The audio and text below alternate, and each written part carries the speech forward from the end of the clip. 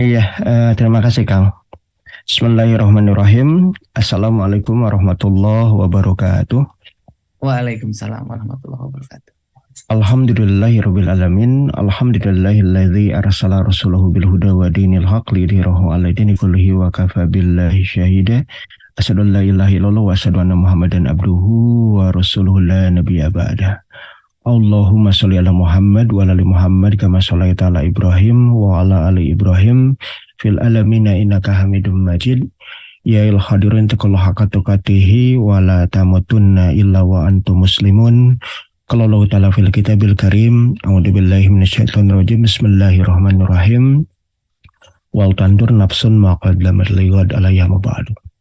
Alhamdulillahirrabbilalamin. Segala puji hanyalah milik Allah yang telah mengutus Rasulnya Rasulullah Muhammad SAW, ya, dengan petunjuk hidup yang benar yaitu Al-Qur'anul Karim, dan agama yang unggul yaitu Al-Islam, untuk dimenangkan atas semua agama dan aturan hidup yang ada, walaupun orang musyrik, munafik dan kafir tidak akan pernah meridhoinya.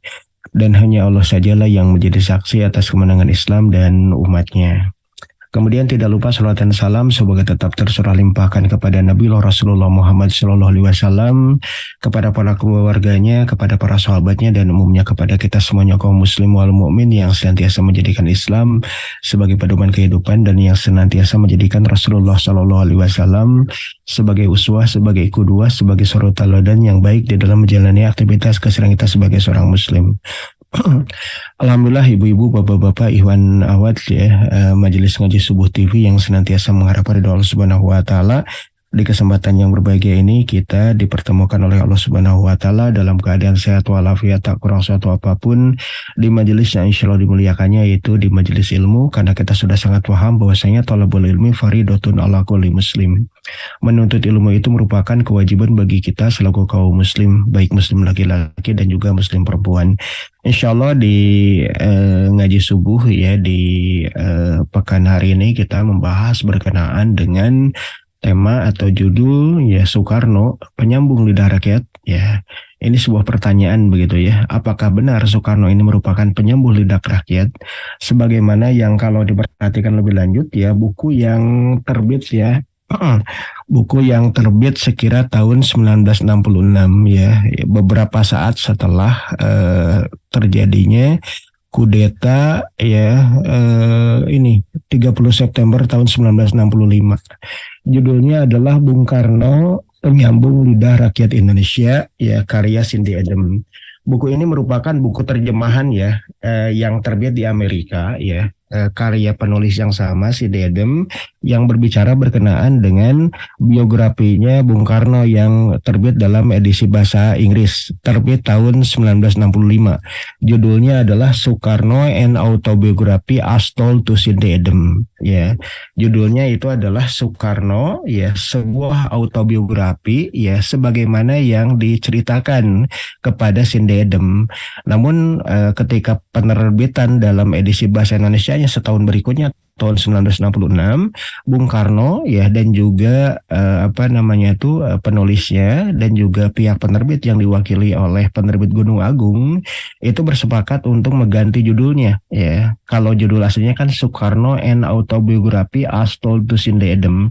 Namun penerbitan terjemahannya itu kemudian diganti judulnya biar lebih patriotik, ya, sebagaimana yang dinyatakan oleh Bung Karno ketika di dalam buku, ya, di akhir-akhir pembahasan di dalam buku itu, jika aku mati maka kuburkanlah aku, ya, dan tempatkanlah aku, ya, di atas kuburanku batu nisan bertuliskan, ya, Bung Karno Penyambung Lidah Rakyat Indonesia.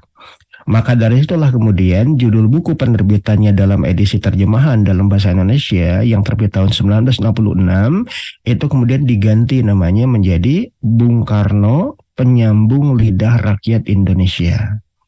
Nah, itu lebih patriotik tentunya, ya, dan lebih nasionalistik, ya, jika dibandingkan dengan, ya, buku aslinya dalam bahasa Inggris Soekarno, ya, sebuah autobiografi sebagaimana yang diceritakan kepada Cindy Adams. Soekarno and Autobiography as Told to Cindy Adams. Nah, ini kemudian buku paling fenomenal sekaligus juga monumental yang berkisah tentang, ya, autobiografi Bung Karno. Dan banyak di antara para peneliti dan juga para penulis sejarah ya, termasuk juga para pengagum Bung Karno itu kemudian merujuk ya, kalau ingin mengetahui tentang Bung Karno itu merujuk kepada buku karya Sinde Edem ini. Ya, bahkan digadang-gadang bahwa inilah buku kali pertama yang mengisahkan tentang biografi Bung Karno secara lengkap. Karena memang kalau kita melacak dari sumber-sumber kesejarahan yang ada, ya, buku Bung Karno yang berkisah tentang dirinya, begitu ya, itu adalah ya pertama kali terbit itu sekira tahun 1933 ya. Yang ditulis oleh Im Yang Chu ya, salah seorang di antara penulis Tionghoa ya yang berada di kota Bandung, yang dia menulis buku ya Soekarno sebagai manusia gitu. Dan ada juga ya buku ya kecil ya, buku saku ya, yang juga pernah ditulis oleh seorang aktivis kiri, aktivis Partai Komunis Indonesia, namanya adalah Wiranta ya, di kota Bandung ya, yang juga menulis tentang Bung Karno dalam bahasa Sunda ya. Judulnya itu adalah ini apa namanya tuh, ya judulnya Soekarno ya, biografi Soekarno ya. Tapi itu bahasa Sunda, terbit tahun 1932. Namun yang diakui secara nasional, buku yang pertama kali berbicara tentang Soekarno yang itu berbahasa Indonesia itu adalah karya ya orang Tionghoa yang berasal dari Tegal, bermukim di kota Bandung, namanya adalah Im Yang Chu, yang menerbitkan bukunya itu ya judulnya adalah Soekarno sebagai Manusia tahun 1933. Nah, namun kalau berbicara berkenaan dengan autobiografi yang paling lengkap itu adalah karya dari Sinde Edem tadi, yang terbit kali pertama di Amerika tahun 1965 dan diterjemahkan di dalam bahasa Indonesia tahun 1966. Judulnya adalah Soekarno and Autobiography as Told to Sinde Edem, atau dalam bahasa Indonesia ya Bung Karno Penyambung Lidah Rakyat Indonesia. Nah, yang nanti akan kita kaji di dalam kajian di pagi hari ini ya, itu justru jadi pertanyaan bagi kita judul yang dimaksud. Ya, benarkah Bung Karno itu penyambung lidah rakyat gitu. Nah, ini yang jadi persoalan bagi kita yang insya Allah nanti kita akan uraikan lebih lanjut begitu ya. Ya. Nah, berbicara berkenaan dengan Soekarno sendiri begitu ya. Jadi ini saya ingin mengutip apa yang dinyatakan oleh Bung Karno sendiri di dalam buku ini ya, di dalam buku Soekarno and Autobiography as Told to Sinde Edem, atau Bung Karno Penyambung Lidah Rakyat Indonesia. Di sini diuraikan berkenaan dengan alasan ya dituliskannya buku ini ya, alasan diterbitkannya buku Soekarno and Autobiography as Told to Sinde Edem, atau alasan diterbitkannya atau dituliskannya buku ya Bung Karno Penyambung Lidah Rakyat Indonesia. Di halaman-halaman awal begitu ya, bahkan di paragraf pertama dari buku itu diungkapkan ya. Ini pernyataan dari Bung Karno yang dikutip oleh Sinde Edem. Ya, the simplest way to describe Soekarno is to say that he is a great lover.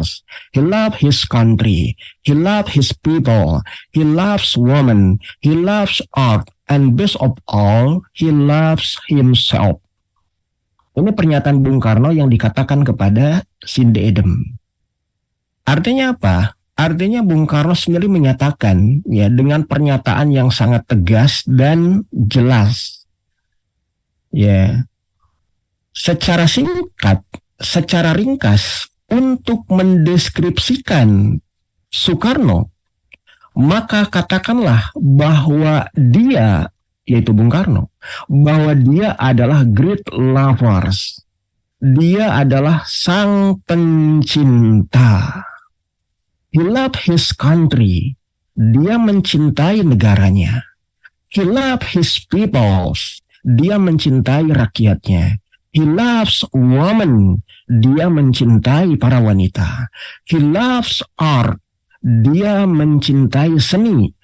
And best of all, dan lebih dari segalanya, he loves himself. Dia mencintai dirinya sendiri. Jadi di paragraf pertama ya buku autobiografi Bung Karno Bung Karno secara tegas-tegasan mendefinisikan diri sendiri bahwa dia itu adalah sang pencinta. Dia mencintai negaranya, dia mencintai rakyatnya, dia mencintai wanita-wanita, dia mencintai seni, dan lebih dari semua kecintaannya itu, dia mencintai dirinya sendiri. Jadi sosok yang mencintai dirinya sendiri, ya kita tahu seperti apa karakteristiknya. Bahkan kajian-kajian berkenaan dengan psikolog gitu ya, bahwasanya sosok yang berlebih-lebihan mencintai dirinya sendiri itu akan menjadikan dirinya itu adalah egois atau bahkan egosentris. Jadi Bung Karno itu sampai kemudian mendefinisikan dirinya secara tegas dan jelas gitu ya, bahwa dia adalah sang pencinta, the great lovers gitu. Nah ini pernyataan Bung Karno sendiri di dalam bukunya begitu ya, yang itu dikutip oleh Cindy Adams semenjak tahun 1965 ya. Ya kalau Kang Ayi gitu ya datang ke toko buku, ada bukunya yang terbitan tahun 2015 dengan ejaan yang disempurnakan. Karena kalau tahun 1966 ejaannya masih ejaan yang belum disempurnakan, atau ejaan ya ini ejaan von Huyshen dari Belanda ya, yang kemudian juga ejaan Suwandi ya, yang kemudian ejaan yang belum disempurnakan begitu. Tapi itu menarik gitu, apalagi kalau kemudian menjadi perburuan di antara para kolektor buku-buku antik ya, karena itu apa namanya itu bersejarah ya, tahun 60-an begitu ya. Kemudian juga di banyak tempat begitu ya, di beberapa buku yang lain juga Bung Karno mendefinisikan dirinya ya, mendefinisikan siapa sesungguhnya Bung Karno. Ya, Bung Karno pun menyatakan di dunia ini pada saat ini, yaitu pada tahun 60-an ketika Bung Karno memimpin bangsa Indonesia ini dengan guided demokrasi, dengan demokrasi terpimpinnya. Ya, ya, Bung Karno menyatakan di dunia saat ini, ya, di dunia hari ini tidak ada pemimpin dunia yang dipuja laksana dewa sekaligus dilaknat bak seorang bandit. Itu Bung Karno sama menyatakan begitu. Jadi di antara para pemimpin dunia tahun 60-an pada waktu itu, ya dia merasa bahwa ya dengan keberadaannya yang tadi disebutkan, he loves himself. Dia mencintai dirinya sendiri. Dia menyatakan bahwasanya ya saat itu ya di permukaan dunia ya, di masyarakat dunia tidak ada ya pemimpin yang dipuja laksana dewa sekaligus juga dilaknat bak seorang bandit. Maknanya apa? Maknanya bahwasanya Bung Karno ya dipuja-puji oleh para pengikutnya, oleh para pendukungnya, oleh para fansnya ya, yang selama ini kemudian ya memuja dan memuliakan Bung Karno, khususnya para simpatisannya yang ada di negeri ini. Ya di antaranya kader-kader Soekarnois dari PNI ataupun kemudian dari ya Partai Komunis Indonesia, termasuk juga yang bergabung dalam ya konsepsi demokrasi terpimpin nasakomnya Bung Karno semenjak tahun 60. Kemudian juga ya Bung Karno sendiri kemudian dilaknat bak seorang bandit. Oleh siapa? Tentu oleh orang-orang yang anti terhadap Bung Karno, baik itu yang ada di negeri ini ya, misalkan ya umat Islam dan ormas Islam ataupun partai Islam yang kemudian dibubarkan secara paksa oleh kesewenang-wenangan keputusan ya instruksi presiden atau keputusan presiden ya berkenaan dengan pembubaran partai politik yang dianggap sebagai anti terhadap revolusi atau kemudian kontra revolusi atau anti terhadap kebijakan nasakomnya Bung Karno. Karena waktu itu kita mengetahui bahwa ya pengurus besar Masyumi dipaksa untuk membubarkan diri atau dibubarkan dengan keputusan presiden. Atau kemudian bahkan HMI diancam akan dibubarkan oleh Bung Karno. Sebelum kemudian ya itu diklarifikasi oleh Jenderal Ahmad Yani berkenaan dengan rencana Bung Karno untuk membubarkan HMI pada waktu itu. Nah, kemudian juga kalau diperhatikan lebih lanjut begitu ya, Bung Karno itu dilaknat ya bak seorang bandit oleh publik Eropa, publik Amerika. terutama negara-negara yang kemudian dikenal sebagai neokolonialism, imperialism, para pemenang Perang Dunia Kedua, khususnya Amerika dan Inggris. Bahkan kemudian Bung Karno mengancam mereka dengan pernyataan Amerika kita setrika, Inggris kita linggis. Maka kemudian publik Eropa yang mengusung berkenaan dengan liberalisme dan kapitalisme tentu ya memaki ya Bung Karno seperti layaknya seorang bandit begitu. Ini pernyataan Bung Karno sendiri yang kemudian banyak dikutip ya oleh media-media ya saat itu. Termasuk juga yang dituliskan di dalam buku-buku yang membicarakan tentang sosok Bung Karno. Nah, nanti kita akan coba urai keberkenaan dengan seperti apa sang pencinta ini. The Great Lover ini seperti apa gitu. Apakah kemudian benar Bung Karno mencintai negaranya? Benarkah Bung Karno mencintai rakyatnya? Benarkah Bung Karno itu mencintai banyak wanita? Benarkah Bung Karno itu adalah sosok yang sangat mencintai seni? Dan lebih daripada itu, Bung Karno mencintai dirinya sendiri. Nah, kita lihat ya bagaimana kemudian fakta sejarah terjadi tentang sosok Bung Karno. Yang itu pun kemudian dikisahkan oleh Bung Karno sendiri di dalam buku Soekarno and Autobiography as Told to Cindy Adam. Di antara kita lihat ya, di dalam buku Bung Karno Penyembuh Linak Rakyat Indonesia, termasuk juga Bung Karno ya masa kecil, ya, kita akan mengetahui siapa sesungguhnya keberadaan dirinya. Ya. Maka kemudian Bung Karno mengisahkan bahwa dirinya itu ya memiliki dua orang tua. Yang pertama itu adalah bapaknya, Insinyur Sukemi Sosrodihardjo, seorang Muslim teosof, Muslim kebatinan begitu. Seperti yang dinyatakan oleh Bung Karno sendiri di dalam bukunya tadi, ya, di dalam Soekarno and Autobiography as Told to Cindy Adam. He is a theosophist. Dia itu adalah seorang theosophist. Dia itu adalah seorang kebatinan, ya. Pernyataan Bung Karno terhadap bapaknya sendiri, Insinyur Sukemi Sosrodihardjo. Ya, kemudian juga ya ibunya adalah sosok ya putri dari Raja Singaraja yang ada di wilayah Bali. Namanya Ida Ayu Nyomanrai Srimben. Nah, tentu kalau anak Raja Bali, tentu agamanya, konsepsi tauhidnya, konsepsi teologinya itu adalah Hinduism. Penganut Trimurti gitu. Ada 3 dewa, dewa pencipta Brahma, dewa penjaga Wisnu, dan dewa kiamat, dewa perang, yaitu Shiva. Nah, ini yang kemudian harus kita ketahui bahwa Bung Karno itu terlahir dari keluarga yang ya bapaknya itu penganut kebatinan teosofi, ibunya adalah seorang pemeluk ajaran Hinduism begitu. Makanya beberapa saat yang lalu kan kita pernah menyaksikan fenomena ya, ada salah seorang di antara anak Bung Karno, anak perempuan Bung Karno yang kemudian murtad ya dari Islam ya masuk ke ajaran Hindu.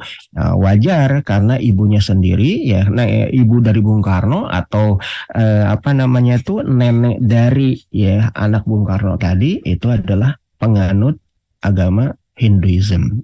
Ini yang kemudian kita ketahui. Silahkan dibaca di bukunya sendiri bahwa memang ya Ida Ayu Nyomanrai Srimben itu adalah anak dari penguasa kerajaan yang ada di Pulau Bali.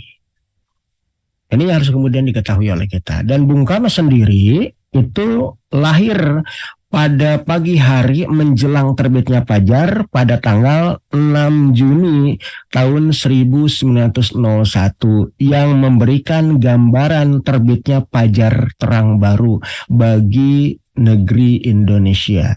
Makanya kemudian ya Ida Ayu Nyomanrai Srimben menyatakan bahwasanya anakku adalah anak sang fajar. Ya, kenapa? Karena terbit ya lahir berbarengan dengan terbitnya matahari di ufuk timur. Ya. Dan lahir di kota Surabaya. Jadi bukan lahir di kota Blitar gitu ya, tapi lahirnya di Surabaya. Dikasih nama Kusno Sosro Soekarno. Itu nama panjang dari Bung Karno. Ya, Kosno Sosro Soekarno. Ada juga yang menyatakan nama aslinya adalah Kusno Sosro Diharjo. Nama aslinya Kusno, ya, nama bapaknya Sosro Diharjo. Itu nama awalnya. Namun berikutnya diganti namanya menjadi Kusno Sosro Soekarno. Karena apa? Karena memang sejak kecil seringkali sakit-sakitan. Makanya kemudian ya bapaknya Insinyur Sukemi Sosro Diharjo, seorang penganut kebatinan teosof yang juga mengagumi cerita-cerita pewayangan, itu merasa bahwa sosok anaknya itu harus diberikan nama seperti layaknya Adipati Karna, ya, penguasa atau Raja Angga yang menjadi ya musuh paling kuat dari sosok Harjuna dalam ya epos Mahabharata Perang Baratayuda. Nah, ini kalau kita perhatikan lebih lanjut berkenaan dengan keberadaan Bung Karno yang dikisahkan seri di dalam buku ya, Bung Karno Penyambung Lidah Rakyat Indonesia, dan juga Bung Karno Masa Kecil, termasuk juga ya buku-buku Bung Karno yang lainnya, bahwa ini berbasiskan kepada sumber literasi sejarahnya sendiri. Berikutnya ya, kita coba urai satu demi satu ya pernyataan si Bung Karno yang kemudian menyatakan bahwasanya ya dirinya itu adalah sang pencinta. He loves his country. Dia mencintai bangsanya. Dia mencintai negaranya. Kita lihat ada satu pernyataan di dalam buku karya Sinda Edom tadi, bahwa Soekarno itu adalah sosok yang kemudian mencintai buku dan hobi membaca.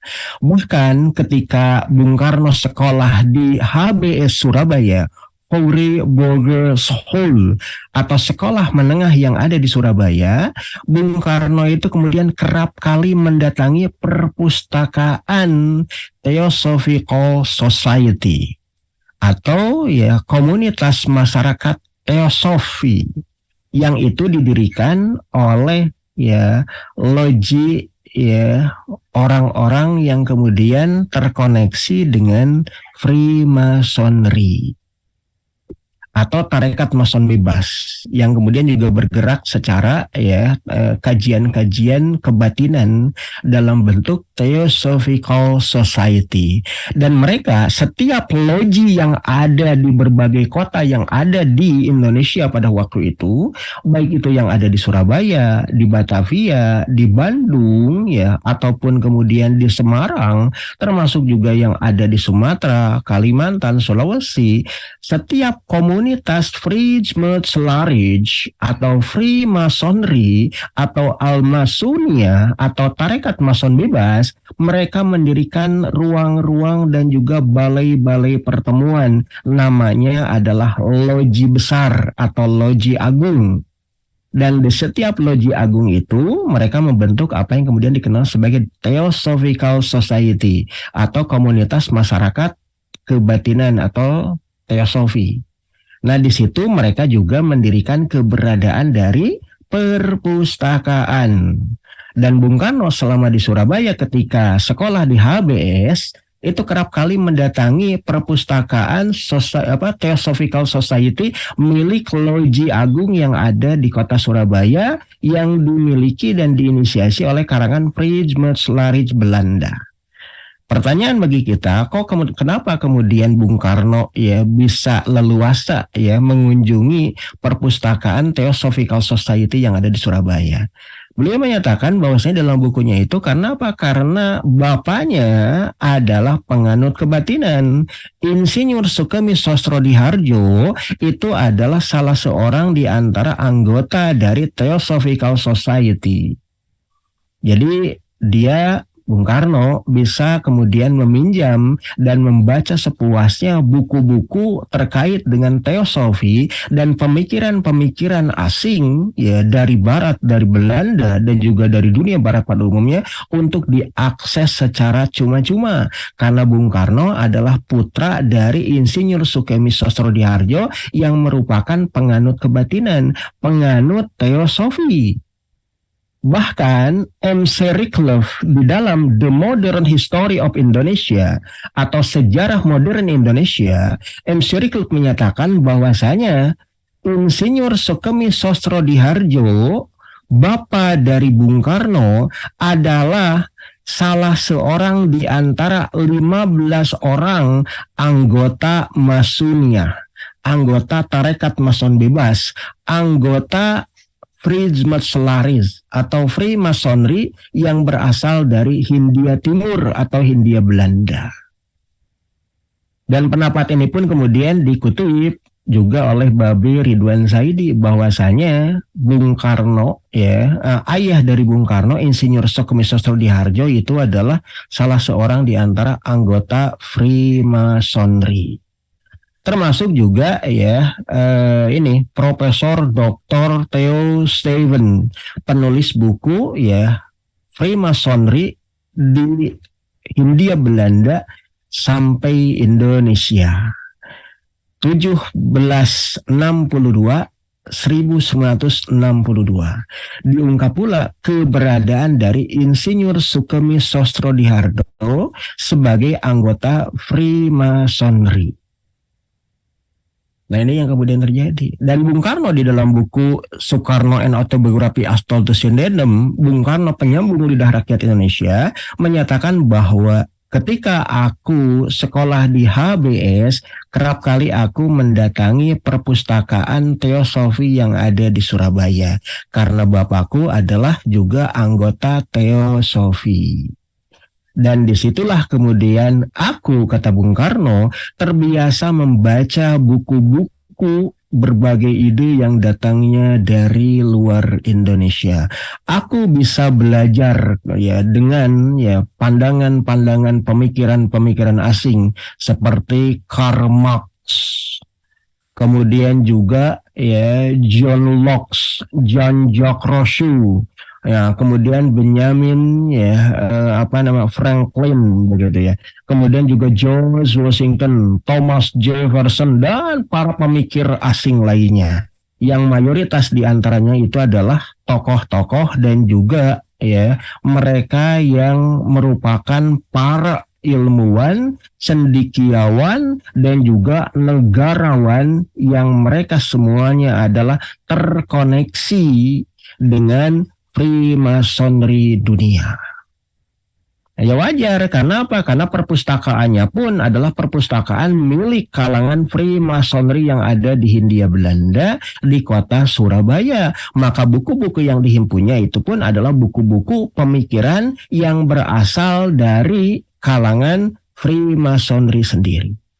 Makanya dari sini kalau kita perhatikan lebih lanjut, Bung Karno sudah lazim dan terbiasa dengan ide-ide Freemasonry. Termasuk diantaranya berkenaan dengan Homsah Konun yang dikutip dalam kitab Talmud orang-orang Jewish, orang-orang Yahudi yang mengajarkan Judaism. Dan Homsah Konun itu kemudian diadopsi, ditabani oleh dogma doktrin Freemasonry yang terhimpun dalam 5 asas, 5 dasar, 5 dharma.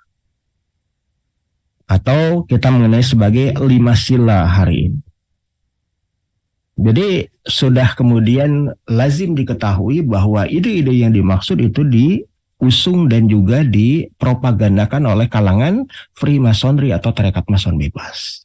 Dan Bung Karno sudah lazim bergaul ataupun kemudian menyerap ide-ide tadi ketika apa? Ketika sekolah di HBS, di sekolah menengah di Surabaya, dan kemudian mengakses perpustakaan Theosophical Society yang ada di kota Surabaya, diinisiasi oleh kalangan Freemasonry di Hindia Belanda pada waktu itu. Berikutnya juga kemudian selain kemudian kita mengetahui bahwa Bung Karno itu pun sering mengakses buku-buku yang ada di perpustakaan Theosophical Society yang ada di Surabaya, dia juga kerap kali kemudian mengadakan dialektika intelektual dengan tokoh-tokoh umat Islam, tokoh-tokoh Islam. Karena pada waktu itu Bung Karno ketika sekolah di HBS Surabaya itu kemudian mondok ataupun ngekos gitu ya di kediaman dari Haji Omar Said Cokro Aminoto di Gang Paneleh, Kota Surabaya. Dan tentu dalam konteks ini kemudian Haji Omar Said Cokro Aminoto berharap di antara anak-anak kosnya ada yang mengikuti perjuangannya. Karena di antara anak-anak kos di situ ada Bung Karno, ada Kartosuwiryo, ada sosok yang dikenal juga sebagai Munawar Muso, bahkan juga Alimin Purwodirjo gitu ya, tokoh-tokoh kiri gitu. Itu mereka terhimpun di situ. Jadi disitulah kemudian Bung Karno kerap kali diajak oleh Haji Omar Said Cokro Aminoto, dan juga Haji Omar Said Cokro Aminoto juga mengajak Sekar Maji Marijan Kartosuwiryo itu untuk mendampingi beliau ketika mengadakan dialektika intelektual dengan tokoh-tokoh umat Islam yang ada di Jawa Timur ataupun yang ada di Yogyakarta. Di antaranya ketika bertemu dengan Kiai Haji Hashim Asy'ari atau Kiai Haji Ahmad Dahlan. Jadi Bung Karno ketika masa belia, ketika masa usia anak sekolah, kerap kali kemudian diajak oleh Haji Omar Said Cokro Aminoto untuk mengadakan diskusi-diskusi membahas berkenaan dengan berbagai persoalan di antara umat Islam dan berkenaan dengan bagaimana solusi Islam atas permasalahan yang dimaksud. Ketika Haji Omar Said Cokro Aminoto datang ke wilayah Tebu Ireng, datang ke Jombang begitu ya, datang ke Surabaya ataupun datang ke wilayah Yogyakarta, atau mereka berkumpul di kota Surabaya mendiskusikan banyak hal. Bung Karno dan juga Kartosuwiryo menyaksikan di antara tokoh-tokoh umat Islam itu kemudian bercengkrama, beranjak sana dan mendiskusikan berbagai persoalan di antara umat. Nah, kalau Kartosuwiryo itu cenderung antusias untuk mengikuti langkah perjuangannya, sedang Bung Karno cenderung acuh tak acuh. Nah, kemudian juga dikisahkan Bung Karno sendiri itu baru kemudian terbuka wawasannya untuk mendalami Islam lebih lanjut ketika Bung Karno itu dibuang ke wilayah ND Flores, Nusa Tenggara. Ketika mengalami masa pembuangan, itu kerap kali kemudian Bung Karno itu melayangkan pertanyaan-pertanyaan berkenaan dengan fikih Islam kepada sosok cendekiawan Muslim dari kota Bandung. Namanya itu adalah Tuan Ahmad Hasan, salah seorang pemikir dan ideolog dari Persatuan Islam. Sampai dibukukan di dalam buku di bawah bendera revolusi, judulnya itu adalah Surat-Surat dari ND. Itu dialog antara Bung Karno dengan petinggi dan cendekiawan pemikir ideolog dari Jamiah Persatuan Islam di kota Bandung. Ya, dan dalam hal ini Bung Karno pada waktu itu kemudian tertarik untuk bertanya berkenaan dengan persoalan fikih Islam kepada Tuan Ahmad Hasan, karena beliau mengetahui bahwa Tuan Ahmad Hasan itu adalah guru dari Buya Muhammad Nasir. Ya, tokoh Persis, tokoh Masyumi, tokoh DDI, Dewan Dakwah Islam Indonesia. Beliau ini kemudian ketika bergabung dengan Persis dan juga ketika bergabung dengan Majelis Syura Muslim Indonesia, sosok dari Buya Muhammad Nasir itu kerap berpolemik dengan Bung Karno terkait dengan negara Islam, pemerintahan Islam, dan ide-ide pembaharuan Kemalisme yang ada di Turki. Nah, ketika itu polemik, ketika tahun 1924 Turki Utsmani dibubarkan, kemudian tampillah diktator baru yang kemudian kita ketahui sebagai Mustafa Kemal Atatürk dengan Kemalismenya. Dan Bung Karno adalah salah seorang di antara pengagum Mustafa Kemal, sedangkan Buya Muhammad Nasir dikenal sebagai anti-Kemalisten, anti terhadap pemikiran sekularismenya Mustafa Kemal Pasha. Nah, di antara mereka terjadi polemik, berbalaskan surat dan berbalaskan artikel yang kemudian dimuat di berbagai harian nasional pada waktu itu antara Bung Karno dengan Buya Nasir, dan akhirnya mereka ketemu, dan ketika ketemu ketahuilah bahwa guru dari Buya Nasir itu adalah Ahmad Hasan. Dari situlah kemudian Bung Karno takzim kepada Ahmad Hasan, maka selalu bertanya berkenaan dengan berbagai persoalan fikih kepada Tuan Ahmad Hasan, guru dari Buya Muhammad Nasir. Namun sekalipun demikian, ya Bung Karno tetap dengan pemikiran ya terkait dengan netral agama dan bahkan anti terhadap syariat agama khususnya Islam dalam menjalankan roda kekuasaan pemerintahan kenegaraan. Karena yang dicita-citakan Bung Karno sedari awal itu adalah negara kebangsaan, bukan negara agama, apalagi negara berbasiskan pada syariat Islam. Makanya kemudian kalau diperhatikan lebih lanjut, Bung Karno sendiri di dalam buku ya di bawah ya bendera revolusi itu mengagumi sosok ya pembaharu Islam pada abad ke-1920 yaitu Syed Jamaluddin Al-Afghani. Bahkan memuja-muji berkenaan dengan pendirian dari Jamaluddin Al-Afghani. Karena apa? Karena ternyata kalau diterus lebih lanjut, Jamaluddin Al-Afghani itu pembaharuan Islamnya adalah justru mengarah kepada bentuk liberalisasi Islam. Bahkan kemudian ya menafikan keberadaan kepemimpinan Islam dalam wujud kekhalifahan.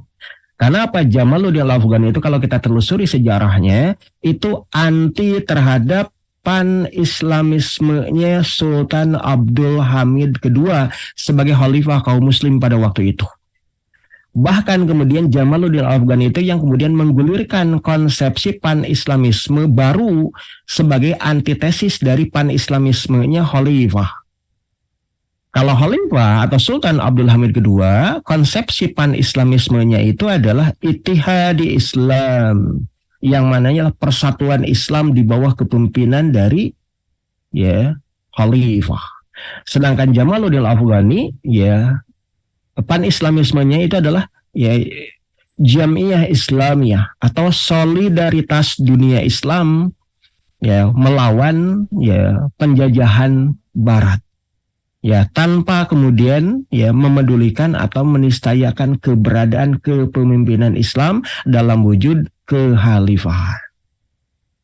Nah, ternyata kalau diterus lebih lanjut, Jamaluddin Al-Afghani itu ternyata adalah anggota Masonia, anggota Tarekat Mason Bebas, anggota Freemasonry, selama kemudian dia dan muridnya Muhammad Abduh itu kemudian bermukim di kota Paris. Dan Paris pada waktu itu, pada abad ke-19 dan abad ke-20, 1800-an, 1900-an itu adalah pusat dari Freemasonry dunia. Itu yang kemudian terjadi. Bahkan kemudian ya murid dari murid Jamaluddin Al-Afghani namanya adalah Syed Rashid Ridho. Itu mengisahkan bahwa guru-gurunya ya baik itu adalah Muhammad Abduh dan gurunya lagi yaitu Jamaluddin Al-Afghani, mereka itu adalah anggota Masonia. Jadi murid dari murid Jamaluddin Al-Afghani yaitu Syed Rashid Ridho, gurunya adalah Syed Muhammad Abduh. Guru dari Abduh itu adalah Syed Jamaluddin Al-Afghani. Dikatakan oleh murid dari muridnya tadi bahwa guru di antara guruku itu adalah mereka adalah anggota Masonia. Dan bahkan pernah disematkan bintang penghargaan oleh masyarakat ya Teosofi Internasional Freemasonry yang ada di kota Paris. Makanya kemudian Bung Karno sejalan pemikirannya itu dengan Jamaluddin Al-Afghani dalam memandang persoalan Islam dan umat Islam, karena Bung Karno sendiri itu sudah terbiasa dengan pemikiran netral agama, anti terhadap syariat agama, dan ide-ide yang kemudian biasa dikembangkan oleh kalangan Freemasonry ketika Bung Karno membaca buku-buku di dalam perpustakaan Theosophical Society yang ada di kota Surabaya. Sampai-sampai kemudian ada satu buku ya atau satu judul makalah yang kemudian ditulis oleh Bung Karno, judulnya adalah Islam Sontoloyo. Jadi kalau Kang Ayi ya dan juga siapapun di antara kita ingin mengetahui seperti apa pemikiran Bung Karno tentang Islam dan ajarannya, ada satu risalah yang judulnya adalah Islam Sontoloyo karya dari Insinyur Kusno Sostro Soekarno. Itu adalah kumpulan artikel yang kemudian dihimpun menjadi satu buku dengan judul Islam Sontoloyo. Itulah pemikiran Bung Karno tentang Islam. Islam itu harus dimerdekakan, yang maknanya adalah Islam itu harus dilepaskan dari syariatnya. Kalau ingin Islam merdeka, Islam itu kemudian sejalan dengan perkembangan zaman.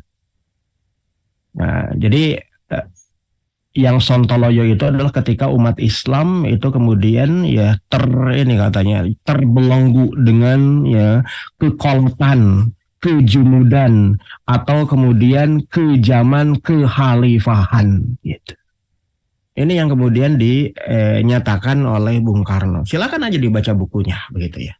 Jadi inikah yang kemudian suatu pertanyaan bagi kita, apakah kemudian Bung Karno mencintai bangsanya, mencintai negaranya? Toh mayoritas di antara penduduk ataupun populasi yang ada di antara bangsanya adalah bangsa Muslim, bangsa Islam. Bahkan sebelum berdirinya negara kebangsaan yang sebelumnya prototipenya sudah digagas oleh kolonial Hindia Belanda dengan nama Pax Nerlandika, dari mulai Sabang hingga Merauke, dari wilayah Nangro Aceh, Darussalam hingga wilayah Papua oleh Johannes Benedictus van Heert dalam bentuk Pax Nerlandika. Itulah merupakan prototipe nasionalisme bangsa Indonesia. Bahkan penamaan Indonesia pun sudah digagas pada tahun 1850 oleh James Logan, sosok etnolog dari Inggris yang bekerja juga bagi kepentingan kolonial Hindia Belanda, yang menyatakan gugusan pulau-pulau yang kemudian dikenal sebagai bentukan Pax Nerlandika itu adalah yang disebut sebagai Indonesia. Makanya kemudian Pramudia Anantatur itu sampai kemudian mengkritik penamaan Indonesia. Kenapa bangsa ini dinamai identitas bangsanya oleh orang luar, oleh penjajah, bukan oleh dirinya sendiri. Ya, kalau menurut kacamata perspektif yang dinyatakan oleh Imam Ibnu Khaldun, Muhammad bin Khaldun di dalam kitab Al-Muqaddimah, kecenderungan bangsa pecundang dipastikan akan mengikuti apapun yang ditetapkan oleh bangsa pemenang. Dan saat itu bangsa pemenang itu adalah pihak kolonial dan imperialis kafir barat yang menyatakan bangsa ini adalah Indonesia. Dan kita sebagai bangsa yang kalah itu ngikut apapun yang dinyatakan ditetapkan oleh bangsa pemenang tadi. Ya, itu sampai begitu. Makanya kemudian Pramudia Anantatur di dalam buku Arus Balik itu sampai menyatakan kenapa bangsa ini tidak percaya diri dengan nama yang diwariskan oleh nenek moyangnya sendiri. Seperti misalkan Biladil Jawiyah, atau misalkan ini berkenaan dengan Nusantara, atau bahkan Dipantara. Kenapa justru mengikut kepada penamaan James Logan yang menyebut bangsa ini sebagai Indonesia? Indonesia, Indonesian, maknanya adalah bangsa India. Apakah wajah orang Jawa, wajah orang Sumatera, wajah orang Kalimantan, wajah orang Sulawesi, wajah orang Papua sama dengan orang-orang India? Itu pertanyaan kritis dari Pramudia Anantatur gitu. Nah, ini yang kemudian perlu kita cermati lebih lanjut ya. Berikutnya he loves his country. Dia mencintai bangsanya, dia mencintai negaranya. Maka kita lihat ketika kuliah di ITB begitu ya. Bung Karno sendiri kemudian aktif dalam pergerakan kebangsaan.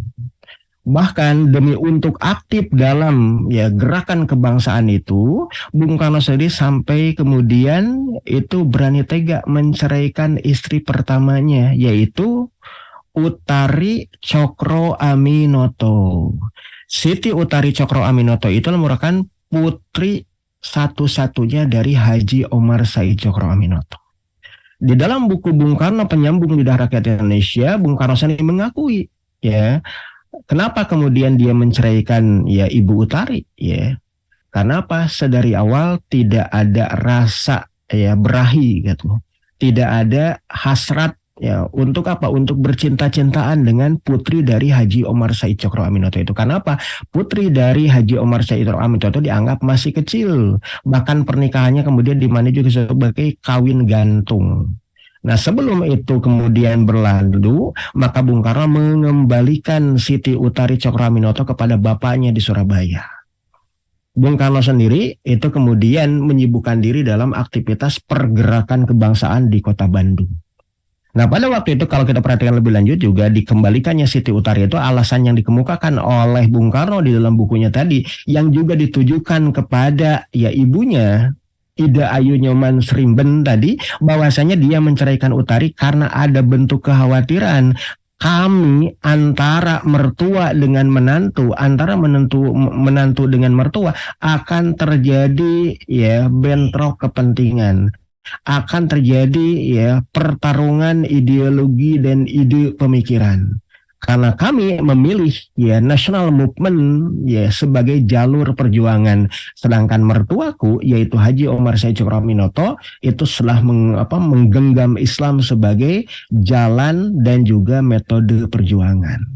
Jadi sedari awal Bung Karno menyadari bahwasanya national movement ya atau gerakan kebangsaan itu berseberangan dengan perjuangan Islam. Nah, kemudian juga ya Bung Karno sendiri pada saat di mana di Bandung ya itu pada tahun 1926 itu kemudian menulis ya satu artikel yang judulnya adalah Nasionalisme, Islamisme dan Marxisme. Ini apa? Karena menyaksikan berkenaan dengan pergerakan di antara para aktivis kemerdekaan yang terjadi pada tahun 1926 antara Indische Party yang di situ kemudian dihuni oleh kalangan Freemasonry, kemudian juga keberadaan dari Syarikat Islam yang kemudian juga dipimpin oleh ya mantan mertuanya Haji Omar Said Cokroaminoto dan juga ya Persyarikatan Komunis di Hindia yang dipimpin oleh Alimin Alimin Prawodirjo ya kemudian juga diteruskan oleh Semaun begitu. Nah, dari situlah kemudian Bung Karno ya merumuskan bahwasanya tiga kekuatan besar inilah yang kemudian bisa mewujud dalam bentuk pemerintahan kebangsaan yang ada di Indonesia. Makanya kemudian pada tahun 1960 menggulirkan kebijakan nasionalisme, agama, dan komunis yang terhimpun dalam PNI, PNU, dan PKI, Kabinet Pemerintahan Demokrasi Terpimpin. Nah, sebelumnya Bung Karno semenjak tanggal 4 Juli tahun 1927 mendirikan Partai Nasional Indonesia. Dan awal pendiriannya itu di kota Bandung. Ide dan perjuangannya didasarkan kepada apa yang dikenal sebagai Marhainisme, yaitu apa? Yaitu ajaran sosialisme Marxisme di ranah Indonesia. Jadi kalau Marhainisme itu hari ini kita mengenai sebagai sosok ya yang diadopsi dari nama Marhain yang pernah ditemui oleh Bung Karno di salah satu tempat yang ada di wilayah Bandung ya, itu hanya ya cerita-cerita yang kemudian itu bisa mengarah kepada bentuk dongeng ya, fiksi, atau itu adalah ya imajinasinya Bung Karno. Karena tidak ada nama Marhain. Kalaupun ada, adanya Ki Ayen atau juga Mang Ayen. Tidak ada yang namanya Marhain.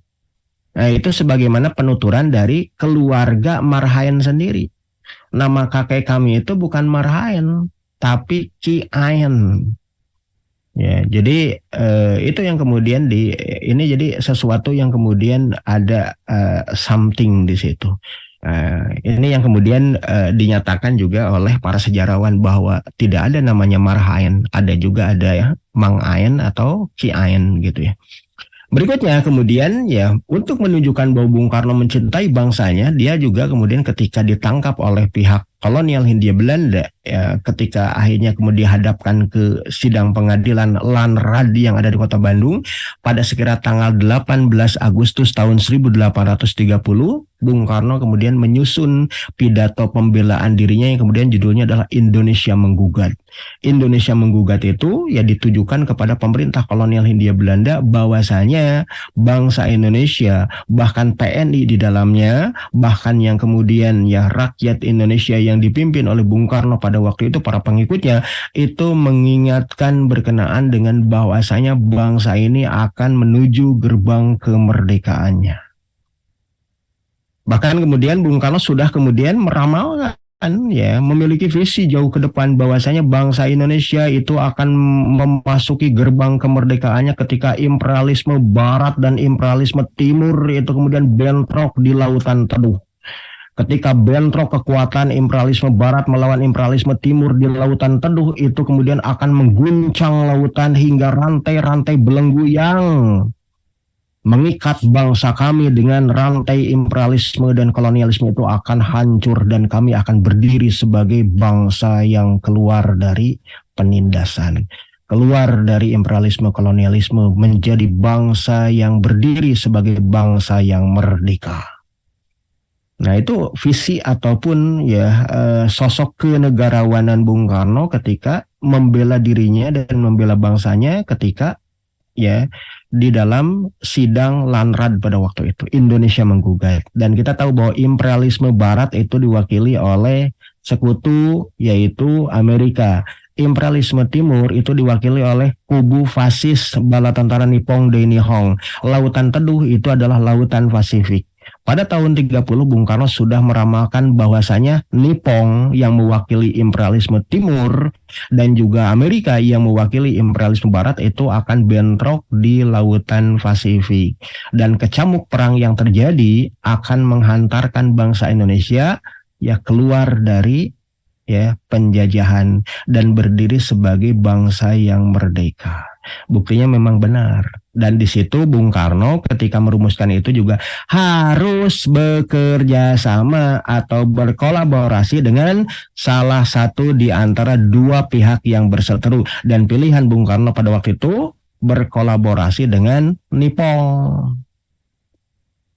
Nah, kemudian juga pada tanggal 30 Maret tahun 1933, Bung Karno juga menyusun satu artikel yang judulnya adalah Mencapai Indonesia Merdeka. Seperti apa kemudian perjuangan untuk sampai kepada Indonesia yang merdeka? Bung Karno merumuskan di antaranya terkait dengan dasar apa yang harus dibentuk, bentuk pemerintahan apa yang akan disusun, seperti apa konstitusi, dan bagaimana upaya untuk meraih kemerdekaan yang dimaksud. Dan rumusan tadi itu mewujud kepada apa yang dipidatokan oleh Bung Karno pada tanggal 1 Juni tahun 1945 terkait dengan lahirnya istilah Pancasila. Dan Pancasila yang sudah kemudian kita ketahui itu kemudian itu tiada berbeda dengan 5 asasnya ya Muhammad Yamin. Tidak beda dengan 5 dasarnya Mr. Supomo. Yamin berpidato pada tanggal 29 Mei tahun 1945. Supomo berpidato pada tanggal 30 Mei tahun 1945. 2 hari berikutnya barulah Bung Karno berpidato dengan 5 asas, 5 dasar, 5 dharma atau 5 sila yang tiada berbeda dengan Yamin, Supomo atau dirinya sendiri. Dan kita mengetahui bahwasanya Muhammad Yamin seperti di dalam buku Bapakku, Marko Bapakku begitu ya. Itu kemudian diungkap bahwasanya Muhammad Yamin bukan hanya sekadar anggota teosofi, tapi juga merupakan bagian tak terpisahkan dari Freemasonry atau tarekat Mason bebas. Kalau Mr. Supomo itu adalah sosok yang kemudian dikenal sebagai lulusan terbaik dari hukum tata negara ya pemerintah kolonial di masa politik etis yang sudah lazim bergaul dengan pemikiran Freemasonry. Kalau Bung Karno sendiri itu adalah yang terbiasa dengan pemikiran Freemasonry semenjak sekolah di HBS Surabaya dan mengakses Theosophical Society Library yang ada di Loji Agung yang didirikan oleh kalangan tarekat Mason bebas yang ada di kota Surabaya. Jadi 5 asas, 5 dasar, 5 dharma atau 5 sila tiada berbeda dengan Homsah Konunnya kitab Talmud dalam ajaran Judaism yang menjadi doktrin dogma Freemasonry dan juga Zionisme internasional. Jadi pertanyaannya, he love his country, dia mencintai bangsanya, tapi tidak mengedepankan identitas bangsanya yang kemudian populasinya adalah Muslim. Dan dulu sebelum adanya negara kebangsaan, wilayah Nusantara di Pantara ataupun Biladil Jawiyah ini kemudian telah menerapkan Islam dan syariatnya dalam wujud kesultanan Islam. Tapi justru lebih suka kemudian menerapkan apa yang telah diajarkan oleh pihak penjajahnya sendiri, yaitu apa? Ajaran-ajaran Masonia, tarekat Mason bebas ataupun Freemasonry. Berikutnya he loves his people. Dia mencintai rakyatnya. Benarkah dia mencintai rakyatnya? Kita lihat pernyataan Bung Karno pada pidato politik 1 Juni tahun 1945. Dia menyatakan, my nationality is humanity. Kebangsaan kami adalah kemanusiaan.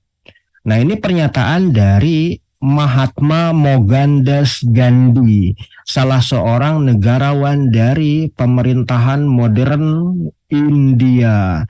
Dan sosok Mahatma Gandhi juga adalah yang terbiasa dengan pemikiran Al-Masuniyah gitu ya. Kemudian juga my nationality is humanity. Humanity yang dimaksud itu adalah internasional. Dan Bung Karno sendiri mengakui di dalam buku Lahirnya Pancasila, begitu yang diterbitkan oleh Departemen Penerangan tahun 1960-an, di sana diungkapkan bahwasanya humanity yang dimaksud atau international yang dimaksud itu terinspirasi dari sosok Adolf Bars. Adolf Bars itu merupakan tutor Bung Karno ketika kuliah di ITB. Adolf Bars sendiri itu adalah merupakan murid dari Hein Sneevliet yang kemudian membawa pemikiran sosialisme, komunisme, marxisme ke tubuh dari sosok-sosok anak muda yang ada di Semarang seperti Semaun, kemudian juga Alimin, kemudian juga bahkan Dato Ibrahim Tan Malaka yang merongrong berkenaan dengan keberadaan syarikat Islam di bawah kepemimpinan dari Haji Omar Said Cokro Aminoto. Jadi Bung Karno mengadopsi berkenaan dengan apa yang kita ketahui sebagai humanity or humanism atau dogma doktrin yang kedua berkenaan dengan kemanusiaan itu diadopsi dari internasionalnya Adolf Bars yang kemudian mengacu kepada apa yang diusung oleh Hein Sneevliet dalam sosialisme Marxisme. Sedangkan nasionalismenya itu atau kebangsaannya itu mengadopsi apa yang kemudian biasa diusung oleh kalangan Masonia atau Freemasonry tadi. Nah, ini yang kemudian menjadi latar belakang berkenaan dengan Pancasila yang dipidatokan oleh Bung Karno pada tanggal 1 Juni 1945. Jadi kalau Bung Karno menyatakan bahwa Pancasila ini digali dari hasanah budaya bangsa, nah ini bertolak belakang dengan pernyataan saya sendiri bahwa dia menggali itu semua dari pemikiran-pemikiran asing, transnasional, dari luar Indonesia. Nah, kemudian ketika Nippon masuk semenjak bulan Maret tahun 1942, maka kemudian di antara para pejuang national movement, gerakan kebangsaan itu kemudian memilih 2 opsi, apakah politik kolaboratif ataukah kemudian anti kolaboratif. Bung Karno dan Bung Hatta memilih politik kolaborasi dan diniatkan sebagaimana pidato yang dinyatakan oleh Bung Karno pada tahun 1933 bahwasanya ketika dalam pembahasan pledoi Indonesia menggugat tahun 1930, Bung Karno menyatakan jika kecamuk perang dunia, perang di lautan teduh, perang di Lautan Pasifik antara kubu imperialisme barat melawan kubu imperialisme timur, maka saat itulah kemudian kecamuk perang itu akan memanaskan ya belenggu-belenggu yang mengikat kami ya, dan rantai-rantai belenggu itu akan hancur dan kami akan berdiri sebagai bangsa yang keluar dari penjajahan, bangsa yang berdiri dengan kemerdekaan. Nah, disitulah kemudian apa yang telah menjadi visi semenjak tahun 1930 itu direalisasikan oleh Bung Karno. Ketika bulan Maret 1942, Bung Karno dan Bung Hatta memilih politik kolaboratif bekerja sama dengan bala tentara Nippon Daini Hall. Ya, sedangkan Syahrir itu kemudian non kolaboratif ya, bergerak di bawah tanah. Bergerak di luar pengawasan Kempetai atau Badan Intelijen Polisi Militernya bala tentara Nippon. Jadi ya politik berkolaborasi dengan Nippon itu konon menurut pernyataan Bung Karno itu demi menghantarkan bangsa ini keluar dari penjajahan dari bangsa-bangsa barat khususnya Belanda dan dibantu oleh Nippon memasuki gerbang kemerdekaannya. Dan di situ kemudian Nippon membutuhkan ya peran serta Bung Karno dan Bung Hatta serta tokoh-tokoh lainnya yang mewakili tokoh kebatinan dan kejawen yang diwakili oleh Suryadi Suryaningrat Ki Hajar Dewantoro dan tokoh ya Muhammadiyah yang kemudian berpikiran modernis yaitu Kiai Haji Mas Mansur untuk menggabungkan segala daya upaya bekerja dengan Nippon atau berkolaborasi dengan Nippon dalam bentuk Putra, Pusat Tenaga Rakyat yang mengerahkan keberadaan tenaga rakyat untuk bekerja sukarela tanpa fasilitas bagi kepentingan bala tentara Nippon. Dan tenaga sukarela itu kemudian dikenal sebagai Romusha, yang maknanya adalah tenaga kerja paksa. Dan itu mereka dipekerjakan ya tidak hanya di Indonesia, tapi juga kemudian dipekerjakan sampai ke wilayah Myanmar, di wilayah Burma ya. Untuk apa? Untuk membangun jalur rel kereta api bagi kepentingan bala tentara Nippon ya. Makanya kemudian dari situ kita bisa menyaksikan banyak sekali di antara gitu ya tenaga kerja paksa dari negeri kita itu kemudian penyakitan, sakit-sakitan, ya kemudian bahkan meregang nyawa ketika terjadinya Romusa yang dimaksud. Dan Bung Karno sendiri mengakui di dalam buku Bung Karno Penyambung Lidah Rakyat Indonesia terkait dengan nasib Romusa. Ketika apa? Ketika dia diminta ya untuk menyaksikan sendiri bagaimana kerja sukarela rakyat yang ada di wilayah Banten. Dan ketika dikunjungi, Bung Karno menyaksikan bahwa rakyatnya yang ditugaskan untuk menjadi tenaga sukarela yang mewujud dalam bentuk Romusa atau tenaga kerja paksa itu badannya kurus kering, kemudian juga sakit-sakitan, bahkan ada yang kemudian nyaris sekarat dan mati. Bung Karno sampai kemudian menyatakan di dalam bukunya ya Soekarno and Autobiography Astolfus Edem, aku Soekarno lah yang mengirim mereka pergi bekerja. Iya, akulah orangnya. Aku mengirim mereka berlayar menuju kematian. Ketika mendengar kabar bahwa Romusa juga ada yang dikirim ke wilayah Burma untuk membangun jalur kereta api bagi kepentingan bala tentara Nippon. Ini seperti yang kemudian dikutip di dalam buku ya Bung Karno Penyambung Lidah Rakyat Indonesia karya Cindy Edem ya terbit Cetakan Baru tahun 2019 ya halaman 232 gitu ya. Dalam pengakuan lebih lanjut ya Soekarno sendiri kemudian menggambarkan penyesalannya yang mendalam setelah ia menyaksikan para pekerja paksa di Banten yang bagai tengkorak hidup. Bung Karno sendiri mengakui, dan akulah Soekarno yang memberikan mereka para Romusa itu kepada orang-orang Nippon, orang-orang Jepang. Rasanya mengerikan sekali. Ada orang yang mengatakan, rakyat tidak mau membaca. Benar begitu? Ya, aku tidak marah kepada mereka, kepada rakyatku sendiri. Tidak seorang pun yang suka kepada kebenaran yang menyedihkan ini. Yaitu apa? Kebenaran fakta Romusa. Bahkan ketika Bung Karno sendiri kemudian dijuluki sebagai mandor Romusa, Bung Karno sendiri kemudian tidak menampiknya, tidak menolaknya. Bahkan yang jauh lebih parah itu pula kemudian Bung Karno seperti pengakuannya sendiri ketika di Sumatera, di wilayah yang kemudian dikenal sebagai Bengkulu dan juga Palembang, termasuk juga di wilayah Sumatera Barat, Bung Karno itu menghimpun para pekerja seks komersil untuk menjadi Jugun Yantu. Bahkan orang-orang Jepang sendiri pun kemudian, orang-orang Nippon sendiri pun kemudian tidak kalah siasat dengan Bung Karno. Mereka mengambil anak-anak gadis ya dari langgar, dari pondok, dari keluarga-keluarga ya muslimin yang ada di Sumatera pada waktu termasuk juga yang ada di Jawa untuk dijadikan sebagai ya perempuan pemuas hasrat ya penjajah Nippon tadi. Jadi bukan hanya pekerja seks komersil. Kalau Bung Karno sendiri sudah terbiasa menjadikan pekerja seks komersil itu sebagai ya kader-kader partai. Ketika di Bandung itu juga Bung Karno menghimpun ya para PSK, pekerja tunasusila begitu ya, perempuan tunasusila, pekerja seks komersil itu menjadi anggota dari Partai Nasional Indonesia yang dikecam oleh Ahmad Subarjo, dikecam oleh Aka Pringgodigdo begitu ya. Bahwasanya Bung tidak pantaslah pekerja tunasusila seperti itu menjadi anggota partai nasionalis seperti kita.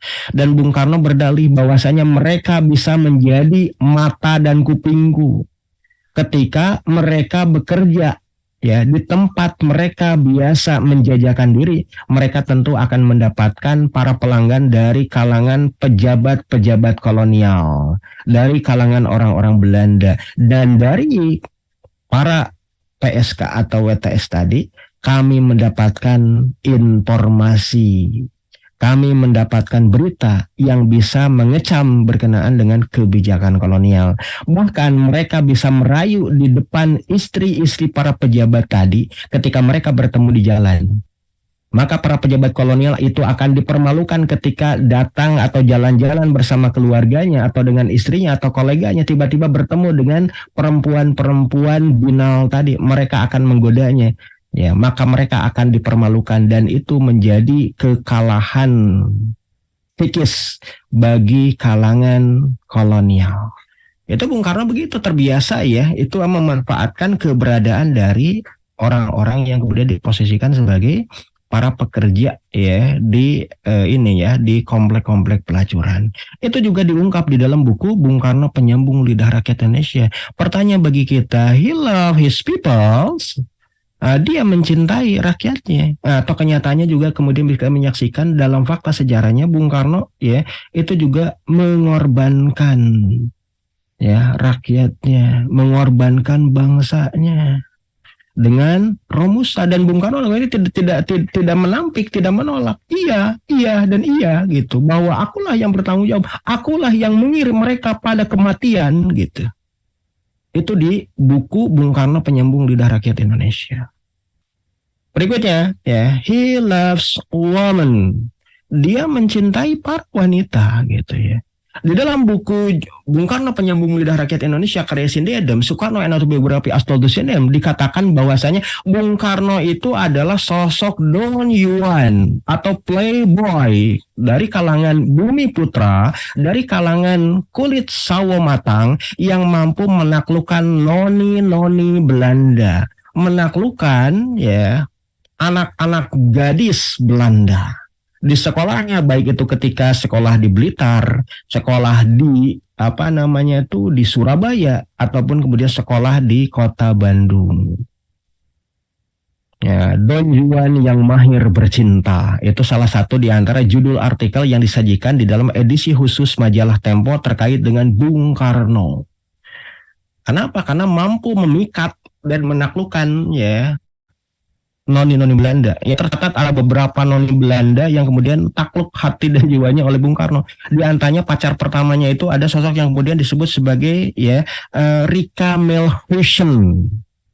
Ya, selain itu ada juga Pauline Goebel kemudian ada Laura, kemudian juga ada anak gadis dari keluarga Roach, dan yang paling fenomenal itu adalah sosok yang disebut sebagai Min Hazel. Min Hazel itu yang kemudian sampai membuat Bung Karno itu bucin, tergila-gila dengan noni Belanda ini, sampai memberanikan diri ya datang ke rumahnya untuk melamar, untuk ya menikahinya. Namun kemudian Bung Karno justru kemudian diusir dengan penghinaan oleh keluarga dari ya Min Hazel. Karena apa? Dianggap bahwasanya Anda itu adalah bumi putra yang tidak pantas untuk menikahi ya noni-noni Belanda seperti anak keturunan kami. Itu dihinakan sedemikian rupa. Maka dari situ Bung Karno kemudian ada dendam gitu ya terhadap orang-orang Belanda, karena dia dipermalukan dan dihinakan sedemikian rupa oleh keluarga Min Hazel. Nah, baca aja tuh di bukunya itu, di buku ya Bung Karno Penyambung Lidah Rakyat Indonesia, ataupun di dalam buku Istri-Istri Soekarno. Ada bukunya yang membahas tentang bagaimana kemudian sosok Don Juan yang mahir bercinta seperti itu. Kemudian juga ya Bung Karno pun tercatat pernah mengawini 9 orang perempuan. Yang pertama itulah Siti Utari, putri kedua dari Haji Omar Said Cokro Aminoto. Yang kedua itu adalah Ibu Inggit Garnasi, yang merupakan janda dari ya sosok yang disebut sebagai ya pemimpin syarikat Islam yang ada di kota Bandung. Kemudian yang ketiga itu adalah Siti Fatimah bin Hasanuddin, putri dari tokoh Muhammadiyah di Bengkulu, kita mengenai sebagai Fatmawati. Kemudian yang keempat itu adalah sosok yang kemudian dikenal sebagai ya juru masak yang ada di istana, namanya adalah Siti Suhartini, kita mengenai sebagai Hartini Soekarno. Kemudian yang keempat itu adalah salah seorang di antara ya wanita penghibur yang ada di Copacabana di Jepang, namanya adalah Naoko Nemoto, kita mengenalnya sebagai Ratna Sari Dewi Soekarno. Kemudian ada penari istana, namanya adalah Siti Haryati, Siti Suharyati, yang kita kenal sebagai Haryati Soekarno. Kemudian juga ada salah seorang di antara pramugari Garuda Airways, namanya adalah Kartini Manopo. Kemudian yang ke-8 ada sosok yang kemudian disebut sebagai anggota Bayangkari ya, anggota ya Pagar Ayu Istana, namanya adalah Yurike Sanger, kita mengenalnya sebagai Yuriwati.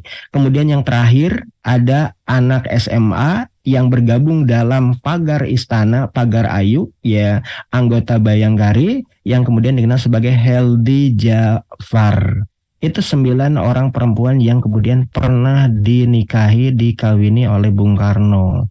Namun negara mengakui hanya ada 2 orang perempuan yang tercatat sebagai istri Bung Karno dan mendapatkan santunan sebagai janda proklamator Indonesia.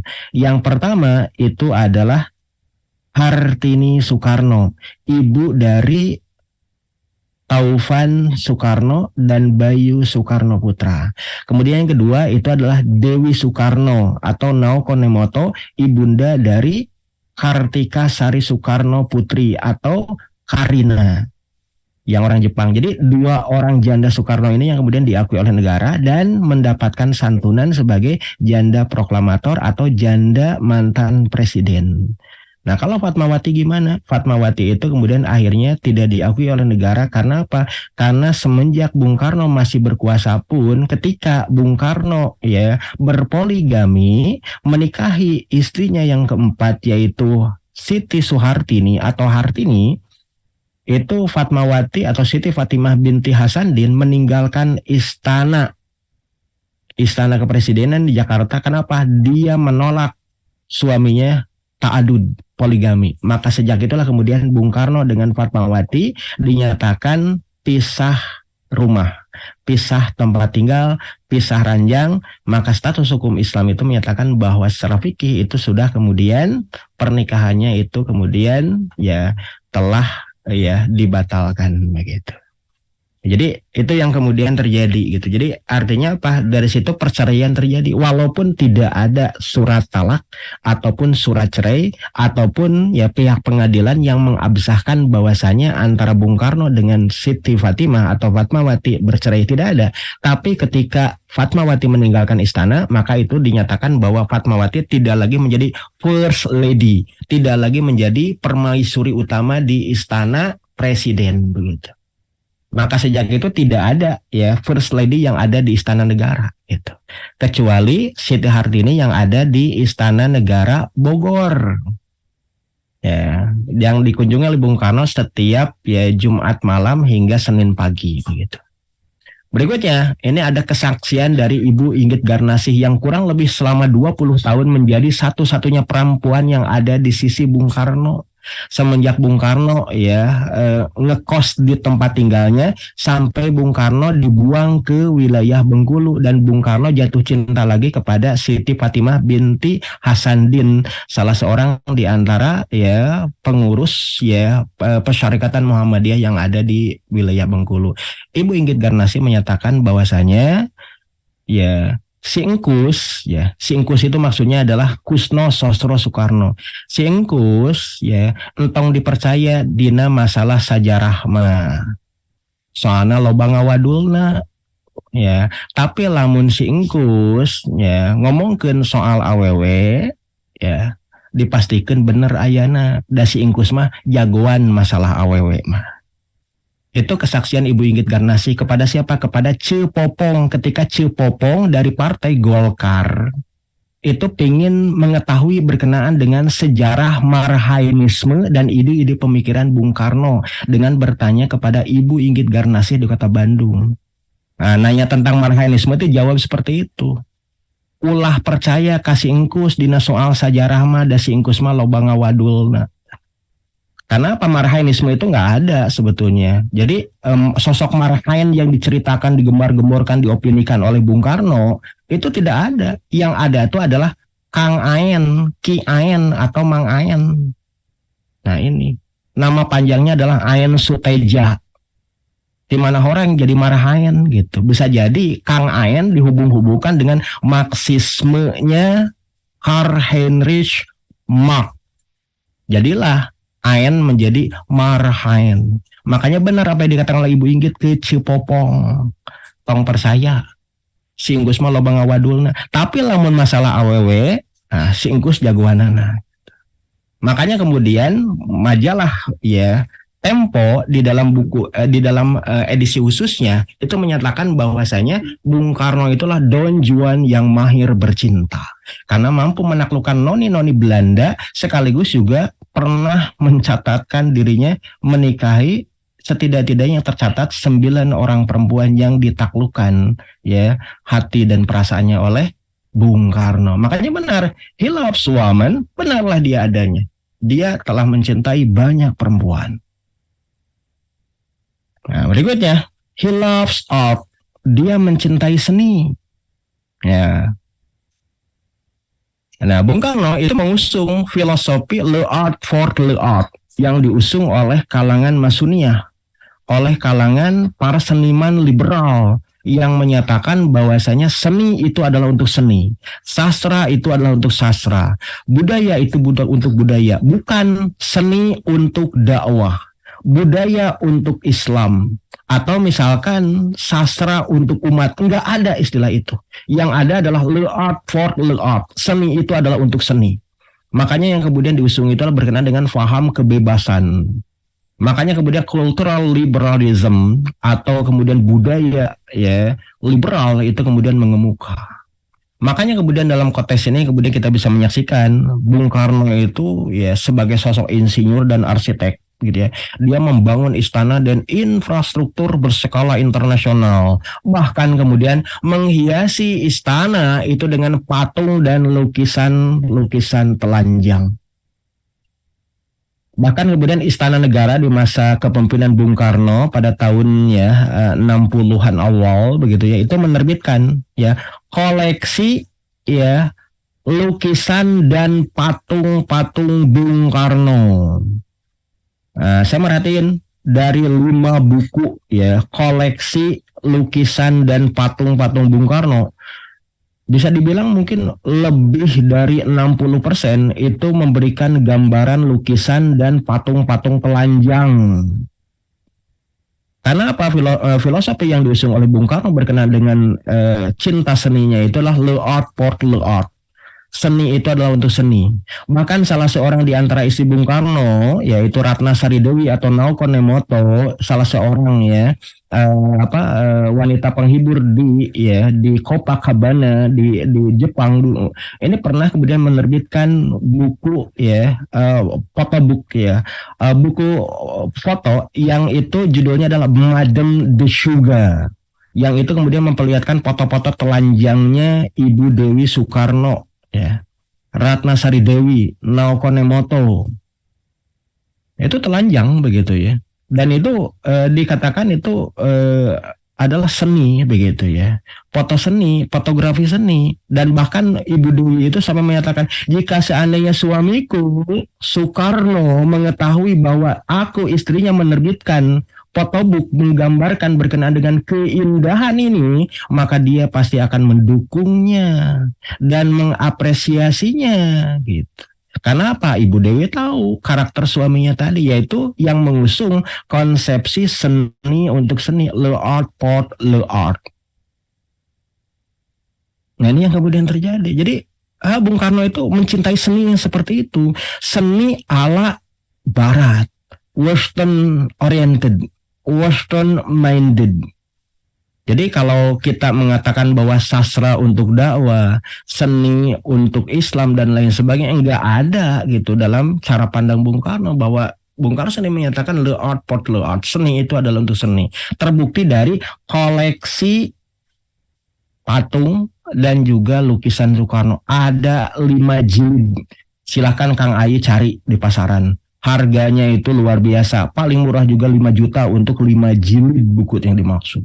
Besar-besar, berwarna, dan dibikin eksklusif. Ada boxnya, ada kemudian jaket covernya, dan bentuknya hard cover dengan kertas lux paper. Pokoknya itu menarik gitu ya. Dari koleksi-koleksi yang ada itu, lebih dari 60%-nya itu adalah foto, lukisan, dan patung telanjang. Nah, berikutnya kita lihat ya, he loves himself. Dia mencintai dirinya sendiri. Kita lihat ada analisis kritis dari sosok jurnalis Rosihan Anwar yang itu membedakan Soekarno muda dengan Soekarno tua. Soekarno muda itu berdiri di atas berbagai kelompok perjuangan kebangsaan. Namun ketika Soekarno tua, dia berdiri dengan dirinya sendiri dengan kepemimpinan guided demokrasi, demokrasi terpimpin. Soekarno tua telah mengubah image-nya menjadi sosok diktator.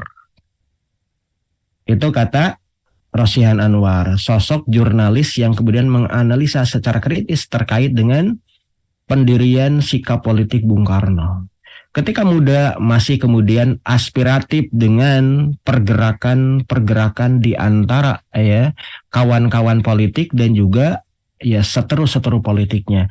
Namun ketika Soekarno sudah menjelang usia tua, ya ketika tahun 60-an, ketika sudah mulai dekat dengan orang-orang PKI, maka Bung Karno mencanangkan apa yang kemudian dikenal sebagai demokrasi terpimpin atau guided demokrasi, yang menunjukkan bahwa Bung Karno sudah mulai berkiblat kepada politik diktatorisme.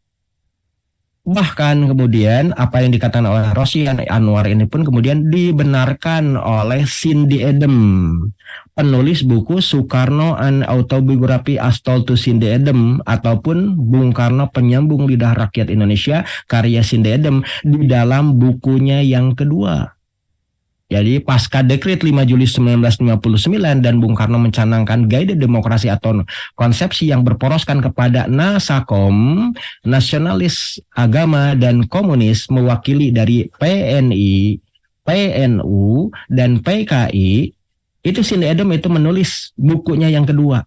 Kalau bukunya yang pertama, Soekarno and Autobiography as Told by Cindy Adams mengatakan bahwa buku itu ditulis berdasarkan pengakuan Bung Karno sendiri.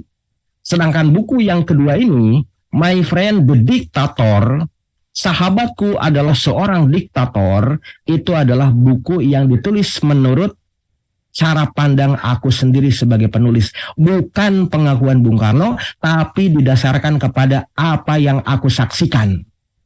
Bagaimana pendapat publik Amerika, bagaimana pendapat publik dunia, dan bagaimana pendapat dari publik Indonesia tentang sosok Bung Karno yang aku saksikan. Maka aku menulis buku My Friend the Dictator. Sahabatku adalah sosok diktator. Terbit tahun 67. Dan berikutnya kita perhatikan buku ini tidak pernah diterjemahkan. Kalaupun kemudian dicetak ulang, judulnya jadi lebih halus, terbit di Singapura. Judulnya adalah Soekarno My Friend by Cindy Adams. Karena kalau judul yang pertama itu ya dianggap tidak mengenakan bagi Bung Karno sendiri yang pada waktu itu sudah mulai jatuh kekuasaannya. My Friend the Dictator, sahabatku adalah sosok diktator. Jadi itu buku yang rada-rada tabu gitulah. Itu diungkap juga berbagai hal yang apa namanya itu sesuatu yang tidak kita duga. Kok Bung Karno seperti itu? Nah, itu dituliskan oleh Cindy Adams, tapi berbahasa Inggris. Silahkan Kang Aji atau siapapun di antara kita kalau tertarik untuk membaca bukunya, wah pasti seru lah. Jadi ungkapan-ungkapan yang kemudian disaksikan oleh dituliskan oleh Cindy Adams tentang sosok Bung Karno yang dimaksud, yang itu tidak dikutip di dalam buku pertama Soekarno and Autobiography as Told by Cindy Adams, tapi dituliskan di dalam buku yang kedua My Friend the Dictator by Cindy Adams. Jadi benar apa yang kemudian terjadi. He loves himself. Dia mencintai dirinya sendiri yang mewujud kepada bentuk pemerintahan yang dijalaninya, yaitu mengarah kepada diktatorisme, pembungkaman lawan-lawan politiknya, perseteruan dengan lawan-lawan politiknya dibungkam dengan jeruji besi atau bahkan kemudian diadili gitu. Nah, lihat bagaimana kemudian ya lawan-lawan politik Bung Karno atau seteru kepentingan politik Bung Karno. Di antaranya kita lihat bagaimana kemudian perselisihan di antara Soekarno melawan Hatta dan juga Syahrir. Di dalam buku Soekarno and Autobiography as Told by Cindy Adams, ya itu ada ya bentuk perseteruan antara Soekarno dengan Syahrir di dalam kebijakan untuk memilih politik kolaboratif ataukah non kolaboratif.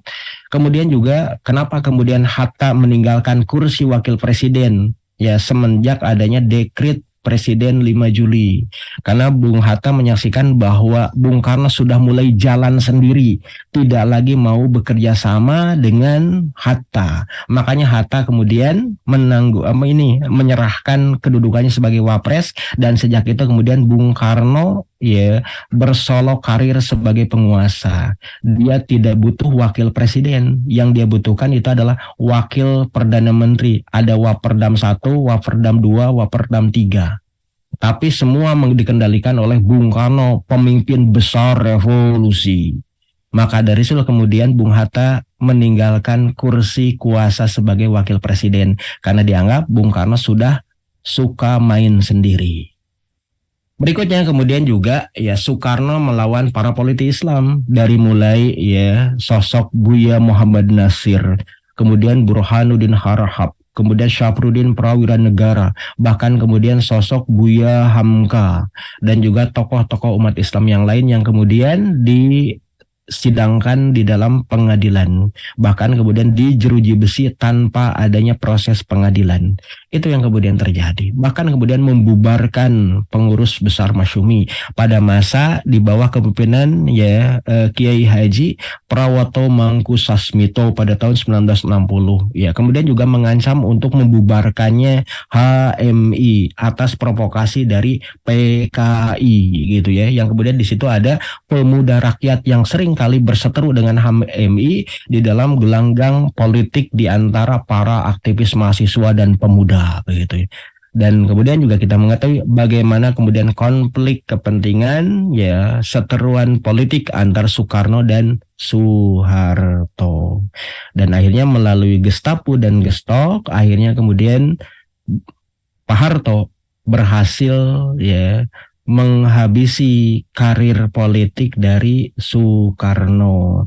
Tentu juga atas rekayasa CIA yang kemudian mendatangkan sosok yang kemudian disebut sebagai ini Dubes Marshall Green untuk menggantikan Dubes ya Philip Howard Jones. Untuk detailnya silahkan disimak kembali ya pembahasan terkait dengan G30S dalam sudut pandang perspektif Islam. Ya kurang lebih mungkin 2 atau 3 tahun yang lalu deh. Sudah dibahas di Ngaji Subuh TV.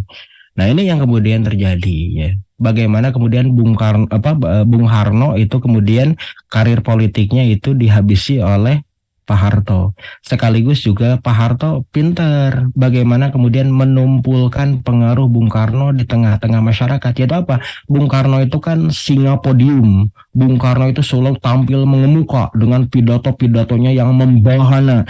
Maka Bung Karno dalam konteks ini kemudian harus ditekan secara politis dan juga secara psikis dengan mengasingkan Bung Karno ke tahanan kota dan tahanan istana, tahanan rumah. Tidak boleh meninggalkan kamar, tidak boleh meninggalkan rumah. Dia sendirian dalam keheningan dan Bung Karno itu terpedaya serta tersiksa secara kejiwaan.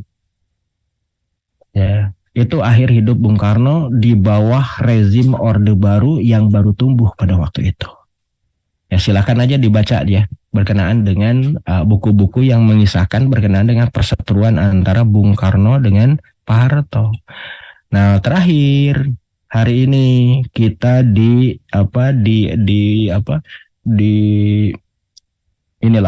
disibukkan gitu dengan wacana ya untuk pembangunan patung Soekarno. Pertanyaannya bagi kita, apakah ini merupakan glorifikasi ataupun kemudian kultus bentuk pemberhalaan terhadap sosok founding father bernama Soekarno? Padahal kalau kita uraikan berkenaan dengan apa yang dilakukan oleh Bung Karno, sepak terjangnya dalam catatan sejarah, itu kemudian sangat-sangat kemudian tidak memihak dan tidak pro terhadap mayoritas populasi bangsa ini, yaitu Islam, yaitu umat Islam, yaitu kaum muslim wal mukmin. Dan ini adalah bentuk glorifikasi atau bentuk pengagung-agungan, pemujaan, penjayaan sosok yang dimaksud. Ya, pemujaan kultus begitu ya. Ini hal yang kemudian perlu dicermati, bahkan sosok politisi ya seperti Bang Fadlizon itu sampai menyatakan apakah kemudian perlu ditambah lagi patung-patung lainnya gitu. Padahal sudah ada ya sekira 33 patung dalam ukuran besar tentang sosok Bung Karno yang itu dibangun semenjak tahun 1980-an. Dan di Kota Madya Bandung konon akan didirikan atau dibangun ya patung Bung Karno dengan nilai 14,5 miliar di pusat Kota Bandung. Sedangkan kemudian di Kabupaten Bandung di wilayah perkebunan Walini ya konglomerat Tiongkok yaitu Ciputra Group itu akan membangun pemukiman baru ya. Dengan di situ satu di antara bangunan ikoniknya itulah patung Bung Karno dengan total nilai keseluruhan pembangunan ya di perkebunan Walini dengan keberadaan patung yang tinggi menjulang yang tingginya sekira 100 meteran begitu ya, itu dengan 10 triliun rupiah. Itu biaya yang sangat besar. Nah, pada pembangunan patung itu ya itu anfaedah. Apa manfaatnya? Apa faedahnya bagi umat gitu? Apa faedahnya bagi bangsa ini begitu? Apa faedahnya bagi mayoritas populasi bangsa ini yaitu rakyat Muslim Indonesia? Dan ini juga adalah aktivitas yang sangat-sangat tidak simpati, tidak empati dengan nasib warga masyarakat yang ada di Kota Bandung dan di Kabupaten Bandung Barat yang masih terlilit dengan kehidupan ekonomi sulit, bahkan akses terhadap pendidikan pun begitu ya kurang begitu. Ini yang menjadi persoalan. Kenapa uang 14,5 miliar digelontorkan untuk membangun patung di Kota Bandung atau total nilai 10 triliun untuk mendirikan pemukiman dan juga ada patung Bung Karno yang sedemikian besar dan tinggi menjulang 100 meter. Bahkan digadang-gadang sebagai patung terbesar Bung Karno yang ada di bumi pertiwi di Indonesia ini. Subhanallah, Maha suci Allah atas segala sesuatu yang kita saksikan hari ini. Allahu a'lam bishawab, itu saja mungkin yang bisa saya sampaikan. Kurang lebihnya mohon maaf. Bila tidak, assalamualaikum warahmatullahi wabarakatuh.